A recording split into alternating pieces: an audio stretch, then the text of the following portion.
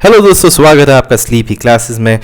Parliament chapter हम कर रहे थे और अब आते हैं इस चैप्टर के सबसे इम्पॉर्टेंट टॉपिक्स, पार्लियामेंट्री कमेटीज़। ठीक है, आपके जो दूसरे एग्ज़ाम्स होते हैं जिनमें कि आपका टाइम कंस्ट्रेंट एग्ज़ाम होते हैं। ठीक है, टाइम कंस्ट्रेंट एग्ज़ाम्स कौन से होते हैं? जिनमें कि जैसे सपोज़ आपके 120 क्वेश्चन हैं, 60 मिनट में करने हैं। ठीक है, जिसमें कि आपके 30 से 40 मैथ्स और रीजनिंग के हैं और फिर 10 से 15 आपके इंग्लिश के हैं। फिर लास्ट में आपके 10 क्वेश्चन जो हैं वो बनते हैं पॉलिटी से।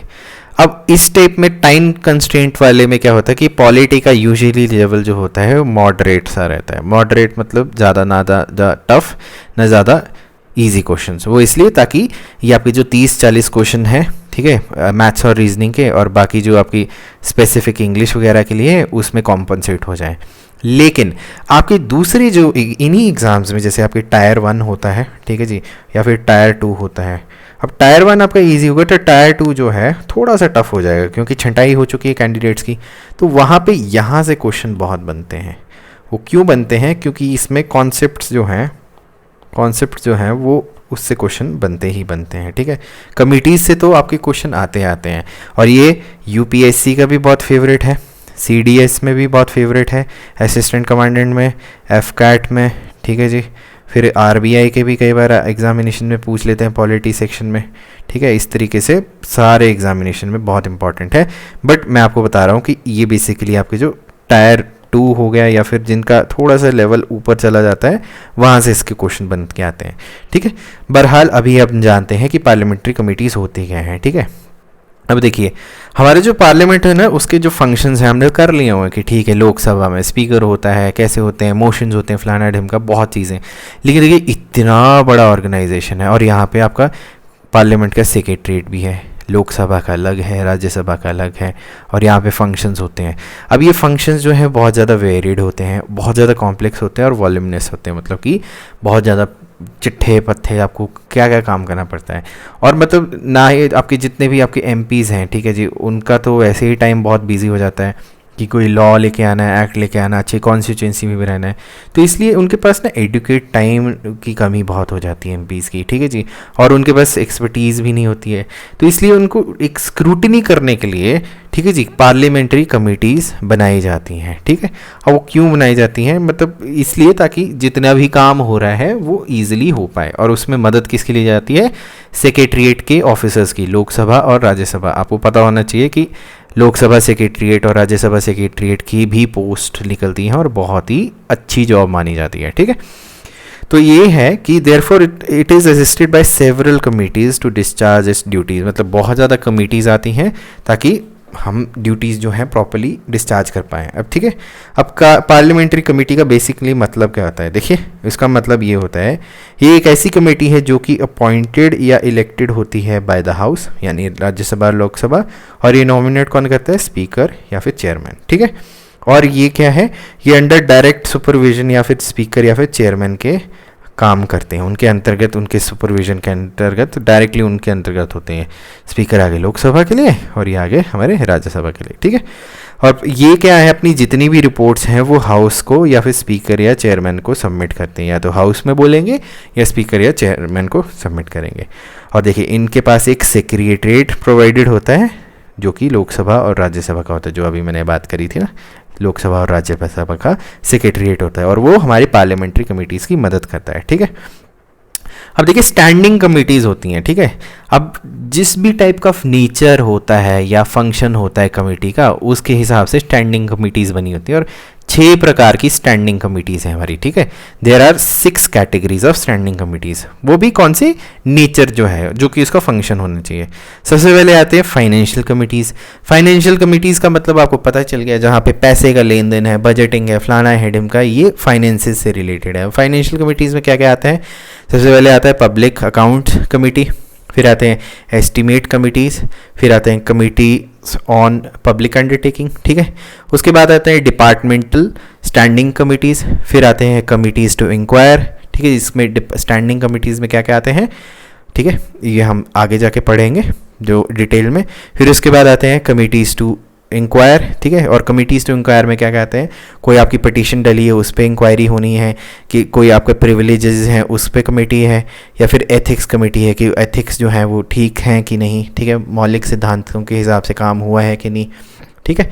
और क्या आता है फिर, committees to scrutinise and control, ठीक है जी। स्क्रूटिनाइज एंड कंट्रोल क्या, जिसमें कि हम देख सकते हैं कि कमेटी ऑन गवर्नमेंटल एश्योरेंसेज की काम हो पा रहा है कि नहीं, स्क्रूटिनाइज और कंट्रोल करना गवर्नमेंट पे, ठीक है जी। फिर सबॉर्डिनेट लेजिस्लेशन पे काम करना, ठीक है जी, उसको स्क्रूटिनाइज और कंट्रोल करना। फिर कमेटी के सामने जो पेपर लेड किए जाते हैं टेबल पे, उस पे काम करना, ठीक है। फिर कमेटी किस भी, वेलफेयर ऑफ एससीज एंड एसटीज़ के लिए, ये कमेटी किसके है, स्क्रूटिनाइज एंड कंट्रोल। और फिर committee of empowerment of women, ठीक है, ये देखिए committee on scrutinise and control में ये वेरियस कमिटीज़ आती हैं। फिर आते हैं joint committee on office of profit, ठीक है जी, मतलब कि किसी का ऑफिस ऑफ प्रॉफिट आ गया तो उस पर भी कमेटी है, मतलब हर चीज़ की कमेटी बैठी होती है, ठीक है। पांचवी कमेटी क्या है, ये होती है day to day business of the house, मतलब कि आपका जो बिजनेस ऑफ द हाउस हो रहा है, कि जो भी सारी चीज़ें हो रही हैं उस पे क्या कमेटी है। उसमें क्या क्या आता है, बिजनेस एडवाइजरी कमेटी आती है कि किस तरीके की एडवाइजरी कमेटी होनी चाहिए। फिर प्राइवेट मेंबर बिल्स के ऊपर कमेटी होती है, उसके रेजोल्यूशन पे कमेटी होती है। फिर रूल्स कमेटी होती है।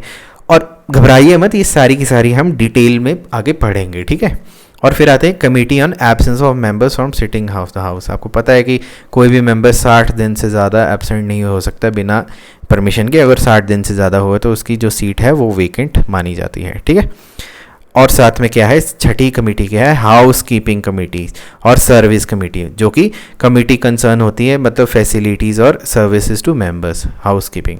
तो ये बेसिकली ये आपकी सारी की सारी दी हुई है। और इस वाली हाउस कीपिंग में क्या है, जनरल पर्पस कमेटी होती है कि साफ़ सफाई हो रही है, खाना पीना, मतलब देखिए पार्लियामेंट इतनी बड़ी है तो उसके लिए इसकी कमेटी बनाना भी ज़रूरी थी, ठीक है जी। और उसमें हाउस कमेटी भी आती है और साथ में लाइब्रेरी कमेटी भी आती है। दोस्तों आप जब भी कभी पार्लियामेंट जाएं वहाँ की लाइब्रेरी देखिए, इट्स अ ह्यूमंगस लाइब्रेरी, बहुत ही बड़ी लाइब्रेरी है। और आर्काइव्स ऑफ इंडिया भी वहीं पे ही है, ठीक है, आर्काइव्स ऑफ इंडिया, ठीक है। तो मतलब पार्लियामेंट में देखिए कितनी बढ़िया बढ़िया चीज़ें हैं, ठीक है। और इसमें joint committee on salaries and allowances of members है। कुछ भी नहीं छोड़ा है इन्होंने, स्टैंडिंग कमेटी से सब कुछ आ गया है, मतलब लाइब्रेरी से लेके, पैसों से लेके, एडवाइजरी से लेके, कैसा कोई चीज़ होनी चाहिए, पैसा कितना आ रहा है, जा रहा है, किसी ने प्रिविलेज का काम कर दिया है, कुछ भी है, सारी की सारी कमेटीज़ के अंतर्गत है, ताकि वो बिल्कुल आपका सिस्टमेटिक तरीके से आ गया हुआ, हर चीज़ की सिस्टमेटिक तरीके से आपकी कमेटीज़ बनी हुई है, ठीक है। अब देखिए सबसे पहले आते हैं हम फाइनेंशियल कमिटीज़ में, पब्लिक अकाउंट कमेटी। अब ये क्या चीज़ होती है, ठीक है। अब ये कमेटी जो है देखिए 1921 में बनी थी, ठीक है जी, किसके अंतर्गत, गवर्नमेंट ऑफ इंडिया एक्ट 1919, और तब से लेके अभी तक ये एग्जिस्टेंस में है। यहाँ से क्वेश्चन आपके बनेंगे, ठीक है, ये वाले जो क्वेश्चन है आपके ज़रूर बनेंगे। कब एग्जिस्टेंस जो है कमेटी की वो आपको पता होना चाहिए, डेट, ठीक है। 1921 से है और ये गवर्नमेंट ऑफ इंडिया एक्ट 1919 के अंतर्गत आई थी और तब से एग्जिस्टेंस में है। अभी प्रेजेंटली क्या है, इसमें 22 मेंबर होते हैं, 15 जो है लोकसभा से होते हैं, 7 जो है राज्यसभा से होते हैं।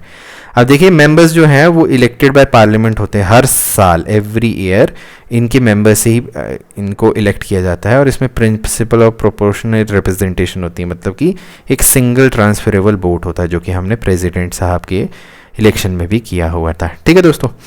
और सारी की सारी पार्टीज़ को ड्यू रिप्रेजेंटेशन मिलती है, किस पे, इस पे वोटिंग में, ठीक है। अब देखिए अब टर्म कितना हुआ, 1 साल का, ये चीज़ें आपने देखनी। एग्जिस्टेंस कब हुई, ठीक है जी, इसका पार्ट कौन है, पार्ट मतलब कि राज्यसभा से कितना है, लोकसभा से कितना है, और टर्म कितना है, ये ज़्यादा आपको जानने की ज़रूरत है, ठीक है। अब इसमें एक और चीज़ है कि एक मिनिस्टर जो है वो इलेक्टेड एज अ मेंबर नहीं हो सकते, मतलब कि अगर मैं बोलूँ अनुराग ठाकुर जी को पब्लिक अकाउंट्स कमेटी का मेंबर बनाना है, नहीं जी, क्योंकि मिनिस्टर हैं, ठीक है। अब चेयरमैन ऑफ द कमेटी जो है वो amongst its member of the speaker ही है, वो करते हैं। 1966 और 67 तक चेयरमैन जो थे वो रूलिंग पार्टी के होते थे, ठीक है, यूजुअली ऐसा होता था। बट 67 के बाद क्या, एक नया कन्वेंशन डेवलप हो गया, इसमें बोलते हैं कि जो चेयरमैन है वो ऑपोजिशन से आएगा, ठीक है। तो कमेंट सेक्शन में बताइए कि पब्लिक अकाउंट कमेटी के चेयरपर्सन कौन है, ठीक है, ये आपके लिए कमेंट सेक्शन का एक क्वेश्चन है। और फंक्शन क्या है कमेटी का, ये करते हैं examine to annual audit report of the CAG, controller auditor general of India. ठीक है जी, CAG की जो भी रिपोर्ट आती है उसको ये क्या एग्जामिन करते हैं और उसकी फिर रिपोर्ट को जो है पेश करते हैं पार्लियामेंट के सामने। ठीक है जी, CAG की रिपोर्ट को। अब फंक्शंस देख लेते हैं। ये देखिए, अब ये एप्रोप्रिएशन ऑफ अकाउंट्स देखते हैं, फाइनेंस देखते हैं किसके, यूनियन गवर्नमेंट के। कि अकाउंट्स और फाइनेंस का मतलब क्या हुआ, CAG की रिपोर्ट तो चलो जैसे भी ये आ गई है इनके पास, वे देखेंगे कितना आया, कितना गया, कितना वेस्ट हुआ, और इस पे चर्चा करते हैं PAC की कमेटी। ठीक है, और ये जितनी भी हैं सारी की सारी लोकसभा में लेट बिफोर करते हैं।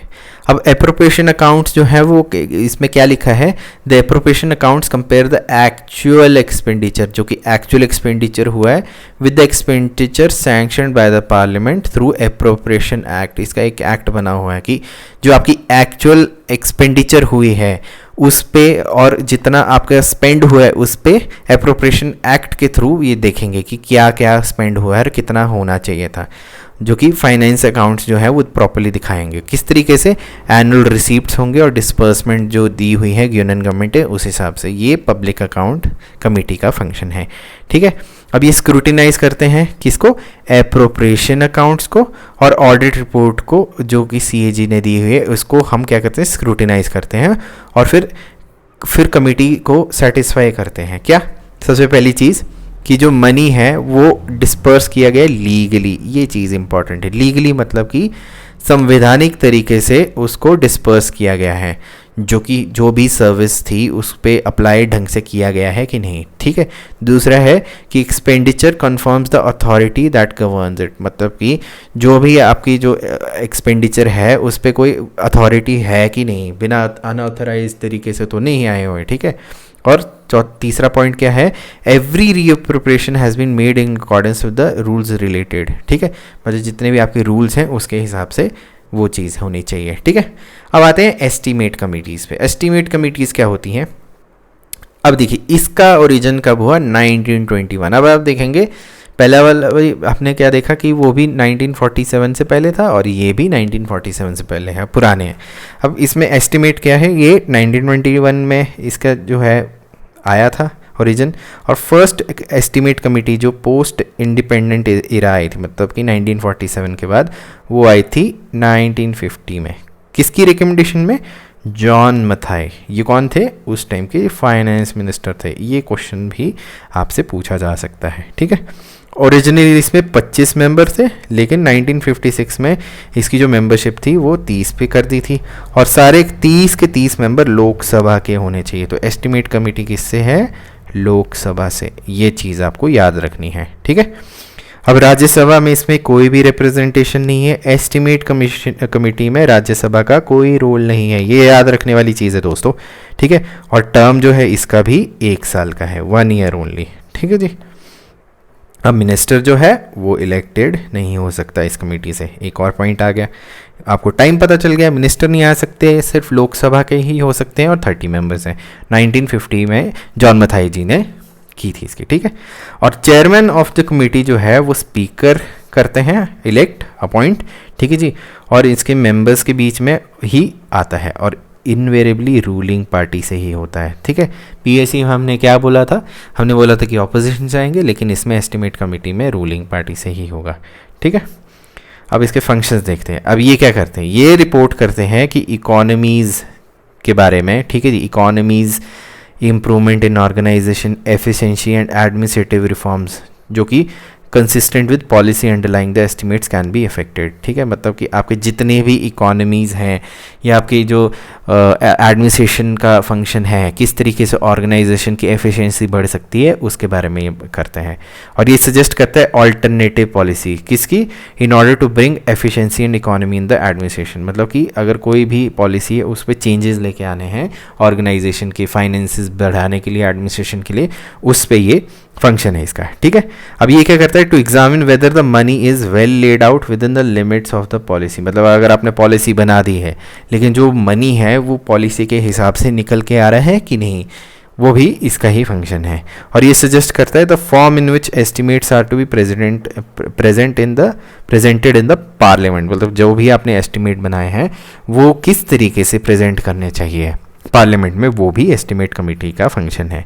ठीक है, और क्या है फंक्शन ऑफ कमेटी का, ये है it is to examine the estimates included in the budget and suggest economies in public expenditure. ठीक है, कि आपके बजट में जो भी एक्सपेंडिचर, पब्लिक एक्सपेंडिचर आना है उसके बारे में भी इसने बताना है। ठीक है दोस्तों, चलिए आगे चलते हैं। इसलिए इसको एक हम कॉन्टीन्यूस इकोनॉमी कमेटी भी बोलते हैं, कि आपके जितने भी इकोनॉमी से रिलेटेड है, फाइनेंशियल से रिलेटेड है, पब्लिक एडमिनिस्ट्रेशन से रिलेटेड है, आपके जितने भी ऑर्गेनाइजेशंस हैं उसके लिए ये काम करते हैं, इसलिए एक कॉन्टीन्यूस इकोनॉमी कमेटी भी बोलते हैं इसे। ठीक है, अब आते हैं committee on public undertaking. Committee on public undertaking क्या है? अब ये देखिए 1964 में बनी थी, किसकी रिकमेंडेशन में? कृष्णन मेनन कमेटी है। ये इंपॉर्टेंट, ये नाम दोस्तों पक्का याद रखना। ठीक है, कि ये आपसे पूछे जाए कमेटी ऑन पब्लिक अंडरटेकिंग्स जो है वो कब आई थी? 1964 में, कृष्णा मेनन के कमेटी के अंतर्गत रिकमेंडेशंस जो थी। ठीक है, ओरिजिनली इसमें कितने मेंबर्स थे? 15 थे, 10 लोकसभा से थे, 5 राज्यसभा से थे, लेकिन 1974 में क्या हुआ, इसके 22 मेंबर आ गए, 15 लोकसभा से और 7 राज्यसभा से। ठीक है, इनमें दोनों से हैं। और मेंबर्स और इसके जो कमेटी के मेंबर्स हैं वो इलेक्टेड बाय द पार्लियामेंट होते हैं हर साल फ्रॉम इसके खुद के मेंबर्स से, और इसमें वही है principle of equal representation of single transferable vote के हिसाब से होता है, जो हमने पीछे किया था। ठीक है जी, इसलिए सारी पार्टीज़ को ड्यू रिप्रेजेंटेशन मिलती है, और इसका 1 साल है इसका। ठीक है, 1 ईयर है इस कमेटी का। मिनिस्टर जो है वो इसमें इलेक्ट नहीं हो सकता, और चेयरमैन जो है वो स्पीकर करते हैं कौन से? लोकसभा के, और इसके मेंबर्स जो हैं वो लोकसभा से ही आते हैं। ठीक है जी, members who are drawn from the Lok Sabha only. ठीक है, वहाँ से आते हैं। ठीक है, आगे बढ़ते हैं। फंक्शंस में देखते हैं कि इस कमेटी के फंक्शंस क्या है। सबसे पहले है ये एग्जामिन करते हैं reports and accounts of public undertakings. Public undertakings कहते हैं आपके जो PSUs हो गए, बेसिकली आपके पब्लिक अंडरटेकिंग्स हुई, उनकी रिपोर्ट्स और अकाउंट्स को एग्जामिन करते हैं। और वे और कौन से एग्जामिन करते हैं? CAG की जो रिपोर्ट है ऑन पब्लिक अंडरटेकिंग। ठीक है जी, CAG तो आपको पता ही है, जितनी भी आपके और गवर्नमेंट ऑर्गेनाइजेशन है उस पर सारा का सारा ऑडिट करता है। PSUs के अंतर्गत जिन्होंने जो भी CAG ने ऑडिट किया हो वो एग्जामिन करेगी कमेटी ऑन पब्लिक अंडरटेकिंग। ठीक है, और क्या करते हैं? ये एग्जामिन करते हैं टू एग्जामिन, और ये किस कंटेक्स्ट में? Autonomy and efficiency of public undertaking के कंटेक्स्ट में, whether the affair of public undertakings are being managed in accordance with the sound business principle and prudent commercial practices। मतलब कि ये एग्जामिन करते हैं कि आपकी जो पब्लिक अंडरटेकिंग है उसका जितना भी काम काज हो रहा है वो अच्छे बिजनेस प्रिंसिपल और कमर्शियल प्रैक्टिसेस के हिसाब से हो रहा है कि नहीं। ठीक है, कि इतना ज़्यादा पैसा है, कोई ऐसे ही तो नहीं बहा रहे हैं, मतलब अच्छे तरीके से हो रहा है कि नहीं, प्रॉफिटेबिलिटी आ रही है कि नहीं। ठीक है, उसमें करते हैं। ठीक है, और क्या है? अच्छा चलिए, मुझे एक क्वेश्चन आप कमेंट सेक्शन में बताइए कि एयर इंडिया का अगर सपोज़ आपका ऑडिट करना है या रिपोर्ट बनानी है तो वो कौन सी कमेटी करेगी? मुझे बताइए कमेंट सेक्शन में। ठीक है, और क्या करते हैं? ये एक्सरसाइज करते हैं such other functions vested in public accounts committee and the estimate committee in relation to public undertaking. ठीक है जी, which are allotted to it by speaker. मतलब स्पीकर ने कोई अगर दारोमदार दे दिया हुआ है जो कि टाइम टू टाइम देते हैं, तो उसको भी ये क्या करेंगे? ये करेंगे अपनी स्क्रूटिनाइजेशन। ठीक है जी, तो इसी के साथ आज का हमारा चैप्टर ख़त्म हुआ। ठीक है जी, ये जितनी भी हमारी जो भी कमिटीज़ हैं इसको मैं बड़े विस्तार से करूँगा। ठीक है, आपको बस याद रखना है ओरिजिन कब हुआ था, कौन से ईयर था, मेंबर्स। ठीक है जी, मेंबर्स हुए, साथ में कोई नेम हुआ तो उसके बारे में, और मेंबर्स में मिनिस्टर्स हैं कि नहीं, और टाइम 1 ईयर है, 2 ईयर है, कितना है। बस यहीं से आपके मोस्टली क्वेश्चंस बनते हैं। ठीक है, तो मैं चलता हूँ, मुझे आगे दीजिए। Take care, bye bye.